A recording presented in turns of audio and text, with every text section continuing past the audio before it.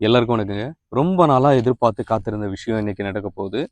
இதனாலேயே வந்து பார்த்தீங்கன்னா, சோளமும், அவரையும் அறுக்காம அப்படியே விட்டு வச்சிருந்தேன். இது எதுக்காக விதைச்சது அப்படின்னா, என்னோட ஆடுகளுக்கு குடுக்கறதுக்காக இத விதைச்சிருந்தேன். இதோட வந்து மிக்ஸ் ஆகி தெரியாம சாம கலந்து முளைச்சு வந்து அது கதிரும் காய்ச்சிருச்சு.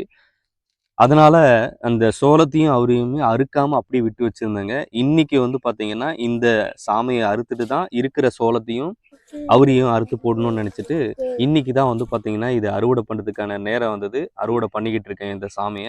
எனக்கு தெரிஞ்ச வரைக்கும் இந்த சாமம் வந்து அ இப்பலாம் நெறைய இல்லாததுக்கு காரணம் என்ன அப்டின்னா, இத அறுவடை பண்றதும், இதிலிருந்து அரிசி எடுக்கிறதும் பெரிய சவாலான விஷயங்க. அதனால பெரும்பாலான விவசாயிகளால இத கைவிடப்பட்டிருக்கும்னு நெனைக்கிறேன். இன்னைக்கு அது இல்லாம நெறைய அதிக மகசூல் கூடிய நெல் ரகங்கள்லாம் வந்துருச்சுன்றதுனால, இது ஒரு பெரிய பொருட்டா தெரியலன்னு நான் நெனைக்கிறேங்க.